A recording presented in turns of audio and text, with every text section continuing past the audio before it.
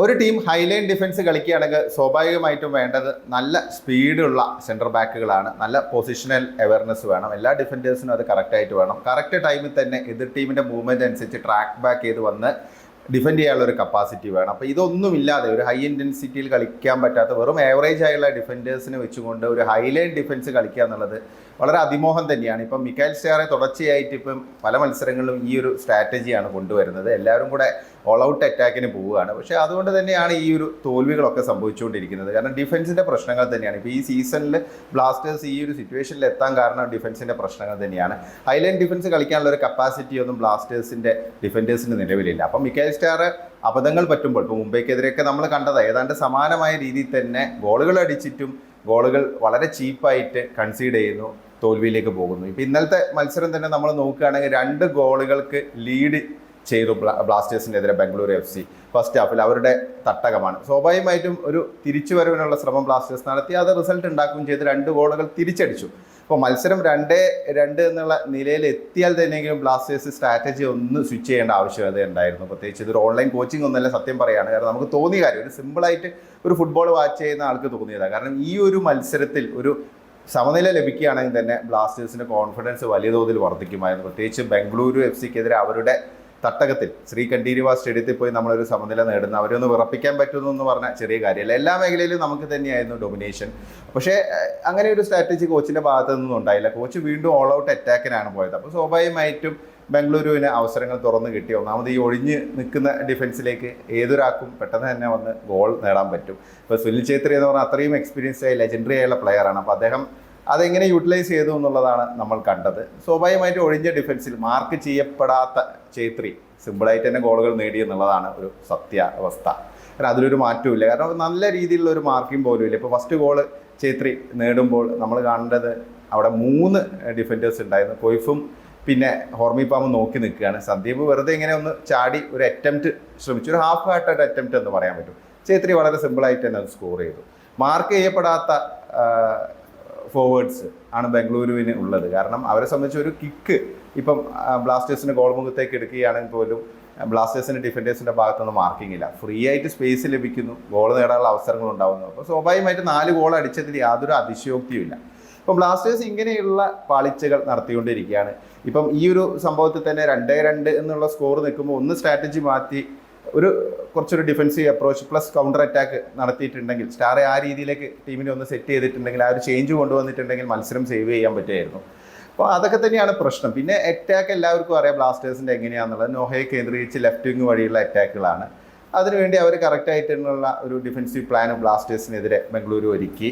നിഖിൽ പൂജാരി എന്ന് പറയുന്ന പ്ലെയർ നോഹയെ ശരിക്കും പൂട്ടി. ഇപ്പോൾ കഴിഞ്ഞ മത്സരത്തിലാണെങ്കിലും ചെറിയൊരാളാണെങ്കിൽ പോലും ബോറിസ് സിംഗും ഒരു പരിധി വരെ നോഹയെ പൂട്ടിയിരുന്നു.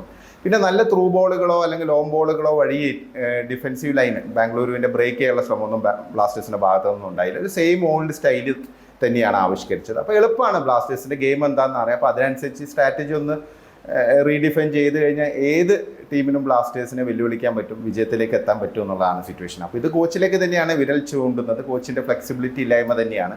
കോച്ച് അവൈലബിൾ ആയുള്ള പ്ലെയേഴ്സിൻ്റെ സ്ട്രെങ്ത് അനുസരിച്ച് ടീമിനെ സെറ്റ് ചെയ്യാണ് വേണ്ടത്. സ്ട്രാറ്റജി അങ്ങനെ സെറ്റ് ചെയ്യണം, പക്ഷെ അതുണ്ടാവുന്നില്ല. വീണ്ടും ഇത്തരം പരാജയങ്ങളിലേക്ക് പോകുന്നു എന്നുള്ളതാണ്. എന്തായാലും വളരെ മോശമായുള്ളൊരു സിറ്റുവേഷനിലേക്കാണ് ബ്ലാസ്റ്റേഴ്സ് പോയിക്കൊണ്ടിരിക്കുന്നത്. കളി കാണുന്ന ആർക്കും വലിയ നിരാശയാണ് തോന്നുന്നത്. കാരണം ബ്ലാസ്റ്റേഴ്സിൻ്റെ ഭാഗത്തു നിന്ന് ഒരു റിസൾട്ട് ഈ രീതിയിൽ ഇങ്ങനെ തുടർച്ചയായിട്ട് വന്നുകൊണ്ടിരിക്കുന്നു. ഇപ്പം തന്നെ 6 മത്സരങ്ങൾ പരാജയപ്പെട്ടു. 11 മത്സരങ്ങളിൽ 6ലും പരാജയപ്പെട്ടിരിക്കുകയാണ്. ഇനി വരുന്ന അടുത്ത മത്സരം മോഹൻ ബഗാനായിട്ടാണ്. അതും കൊൽക്കത്തയിൽ പോയി കളിക്കണം. ഇതേ രീതിയിൽ വളരെ ഫീബിളായുള്ള ഡിഫൻഡേഴ്സിനെയൊക്കെ വെച്ച് എങ്ങനെ ഇതിനെ മറികടക്കും എന്നുള്ളതാണ്. ഇപ്പോൾ ഇത് കഴിഞ്ഞ സീസണിൽ നിന്ന് വിഭിന്നമായിട്ട് നമുക്ക് തോന്നിയത് ഒന്ന് ഈ ഡിഫൻസീവ് മിഡ്ഫീൽഡർ എന്ന് പറയുന്ന പൊസിഷനിൽ ജിക്സൺ സിംഗ് ഉണ്ടാക്കിയൊരു ഇമ്പാക്റ്റ്. അപ്പോൾ ആ ഒരു പൊസിഷൻ എത്രത്തോളം ഒരു ഇമ്പോർട്ടൻസ് ഉണ്ട് എന്നുള്ളത് ബ്ലാസ്റ്റേഴ്സിൻ്റെ മാനേജ്മെൻറ്റ് മനസ്സിലാക്കിയില്ല. അത് വീണ്ടും പറയുന്നത് കാരണം അത്രയും നിർണായകമായ ഒരു പൊസിഷനിൽ ബ്ലാസ്റ്റേഴ്സിന് അങ്ങനെ ഒരു പ്ലെയർ ഇല്ല എന്നുള്ളത് തന്നെ വലിയ പ്രശ്നമാണ്. ഒരു ഡിഫൻസീവ് കവറപ്പ് ഈ പറയുന്ന രീതിയിൽ ഉള്ള സ്ട്രാറ്റജിയൊക്കെ ഇമ്പാർട്ട് ചെയ്യുമ്പോൾ അത് മസ്റ്റാണ്. അപ്പോൾ അതില്ലാതെ എങ്ങനെ ബ്ലാസ്റ്റേഴ്സ് മുന്നോട്ട് പോകുന്നുള്ളത്. പിന്നെ ഗോൾ കീപ്പർ സച്ചിൻ സുരേഷിൻ്റെ ഭാഗത്തു നിന്ന് ഇന്നലെയും ഒരു കോൺഫിഡൻസോടെയുള്ള ഒരു പ്ലേ ഒന്നല്ല കണ്ടത്. മിസ്റ്റേക്കുകളൊന്നും സംഭവിച്ചില്ല എന്നുള്ള മാത്രമേ ഉള്ളൂ. പലപ്പോഴും ആൾ പൊസിഷൻ കറക്റ്റായിട്ട് കീപ്പ് ചെയ്യുന്നതായിട്ട് തോന്നിയിട്ടില്ല. ഫസ്റ്റ് ഗോൾ വരുമ്പോഴും സെക്കൻഡ് ഗോൾ വരുമ്പോഴൊക്കെ പലപ്പോഴും നമ്മളത് കണ്ടു. പിന്നെ അതുകൂടാതെ ഒരു ലോങ് റേഞ്ച് എഫേർട്ട് ഉണ്ടായിരുന്നു ബംഗളൂരുവിൻ്റെ ഭാഗത്തു നിന്ന്. എനിക്ക് തോന്നുന്നു മെൻഡസിൻ്റെ ഭാഗത്തു നിന്നാണ് തോന്നുന്നു.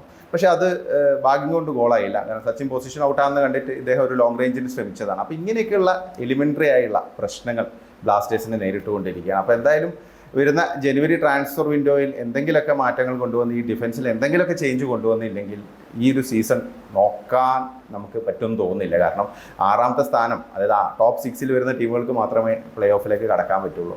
അപ്പോൾ ഇതാണ് സിറ്റുവേഷൻ. വളരെ നിരാശാജനകമായുള്ള ഒരു സിറ്റുവേഷനാണ്. പിന്നെ അറ്റാക്കിംഗ് നിരയുടെ കാര്യം പറയുകയാണെങ്കിൽ നമുക്കറിയാമല്ലോ, നോഹയെ കേന്ദ്രീകരിച്ചുള്ള സ്റ്റൈലാണ്.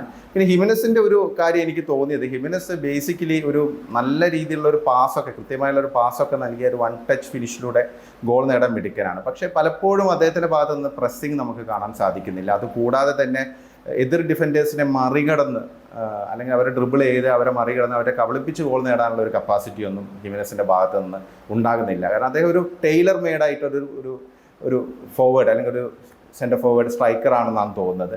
പെപ്പറ കുറച്ചും കൂടെ എനർജറ്റിക് ആയിട്ട് ഹൈ പ്രസ്സിങ്ങിന് വേണ്ടി ശ്രമിക്കുന്ന, അധ്വാനിച്ച് കളിക്കുന്ന ഒരു പ്ലെയറാണ്. ആ ഒരു ഡിഫറൻസ് ഫീൽ ചെയ്ത് ജിമെനസ് ഗോൾ നേടുന്നുണ്ട്, ഇല്ല എന്നല്ല പറയുന്നത്, എല്ലാ മത്സരവും അത് സ്കോർ ചെയ്യുന്നത്. പക്ഷെ അതൊരു ടോട്ടൽ റിസൾട്ടിലേക്ക് വരുന്നില്ല. അതിനൊരു കാരണം കിട്ടുന്ന ഹാഫ് ചാൻസസ് ഒന്നും കൺവേർട്ട് ചെയ്യാൻ പലപ്പോഴും ഹിമെനസിന് പറ്റുന്നില്ല. ആ രീതിയിലുള്ള ഒരു പ്രഷർ കൊടുക്കാൻ എതിർ ഡിഫൻസിന് സാധിക്കുന്നില്ല. ബംഗളൂരുവിന് കാര്യങ്ങൾ വളരെ എളുപ്പമാകുന്നു അങ്ങനെ വരുമ്പോൾ. അവർക്കൊരു പ്ലാൻ വെച്ച് വർക്കൗട്ട് ചെയ്ത് മുന്നോട്ട് പോകാൻ പറ്റുന്നു. നോഹയെ കറക്റ്റായിട്ട് പൂട്ടുക, അല്ലെങ്കിൽ നോഹയുടെ നീക്കങ്ങൾ തുടക്കത്തിൽ തന്നെ തടയുക. അതിനൊപ്പം അവരെല്ലാവരും കൂടെ ചേർന്ന് ബാക്കി എങ്ങനെ വരുമെന്ന് അവർക്കൊരു കറക്റ്റായിട്ടുള്ള ഒരു ഐഡിയ ഉണ്ട്. ഇപ്പം രാഹുൽ ബേക്കെ ആണെങ്കിലും നിഖിൽ പൂജാരി ഇവരെല്ലാം ചേർന്നിട്ട്, ജുവാനോവിച്ചും എല്ലാവരും കൂടെ ചേർന്നിട്ട് അത് കറക്റ്റായിട്ട് തന്നെ ഇംപ്ലിമെൻറ്റ് ചെയ്തു എന്നുള്ളതാണ്. പിന്നെ അവരുടെ ഗോൾ കീപ്പർ എത്ര മികച്ച സേവുകളൊക്കെയാണ് ഉണ്ടായിരുന്നത് കുറിപ്പ്. ഇതിനെക്കുറിച്ച് പിന്നെ നമ്മൾ പറയേണ്ട ആവശ്യമില്ല, ഇന്ത്യയുടെ നമ്പർ 1 ഗോൾ കീപ്പറാണ്. അപ്പം അതുകൊണ്ട് തന്നെ ഇനി ഒരു വലിയ പ്രതീക്ഷയൊന്നും ഈ സീസണിൽ വെക്കുന്നതിൽ അർത്ഥമില്ല. കാരണം ഈ ഒരു കളി തുടരുകയാണ്, അല്ലെങ്കിൽ എന്തെങ്കിലും വലിയ ഒരു കൺസിഡറബിൾ ചേഞ്ച് ഉണ്ടാവണം. എന്തായാലും എന്താവും എന്നുള്ളത് നമുക്കൊന്നും അറിയില്ല. ഇതാണ് സിറ്റുവേഷൻ. ഇതിൽ വലിയൊരു വിഷമം തോന്നുന്നത് ബ്ലാസ്റ്റേഴ്സിൻ്റെ ഫാൻസിനെ കുറിച്ച് ആലോചിക്കുമ്പോഴാണ്. കാരണം അവർ വളരെ ഇൻറ്റൻസിറ്റിയോടുകൂടി ഈ മത്സരത്തെ കണ്ടത്. കാരണം അത്രയും ഹൈ പ്രൊഫൈലായുള്ള ഒരു മത്സരമായിരുന്നു. ടീം തോറ്റ് നിൽക്കുകയാണെങ്കിൽ പോലും ഒരു പ്രതീക്ഷ ഉണ്ടായിരുന്നു. അങ്ങനെ എത്ര ഫാൻസാണ് ശ്രീകണ്ഠീരവ സ്റ്റേഡിയത്തിൽ കളി കാണാൻ പോയതെന്നുള്ളത് നമ്മൾ കണ്ടു. പക്ഷേ വളരെ നിരാശാജനകമായുള്ള റിസൾട്ട്. അവരെ ആലോചിക്കുമ്പോൾ തന്നെ നമുക്കൊരു വലിയൊരു സല്യൂട്ട് അവർക്ക് നൽകാൻ തോന്നുന്നു. കാരണം ടീം തകർന്നുകൊണ്ടിരിക്കുമ്പോഴും അല്ലെങ്കിൽ ഇത്തരം മോശം പെർഫോമൻസ് തുടർച്ചയായിട്ട് നടത്തിയിട്ട് അവരവരുടെ ഭാഗത്ത് നിന്നുള്ള അവരുടെ എഫേർട്ട്, അതായത് എങ്ങനെ സപ്പോർട്ട് ചെയ്യാൻ പറ്റും, ഏത് സ്ഥലത്ത് ബ്ലാസ്റ്റേഴ്സ് കളിക്കുകയാണെങ്കിലും ട്രാവലിംഗ് ആയുള്ള ഫാൻസ് ഉള്ള ഒരു നിരയാണ്. എന്നിട്ട് ഇതൊന്നും യൂട്ടിലൈസ് ചെയ്യാൻ കേരള ബ്ലാസ്റ്റേഴ്സിന് സാധിക്കുന്നില്ല എന്നുള്ളതാണ് ഏറ്റവും വലിയൊരു സങ്കടകരമായ കാര്യം. ഈ മത്സരത്തെക്കുറിച്ചുള്ള നിങ്ങളുടെ അഭിപ്രായങ്ങൾ എന്താണ്? നിങ്ങളുടെ അഭിപ്രായങ്ങൾ കമൻ്റായിട്ട് രേഖപ്പെടുത്തുക.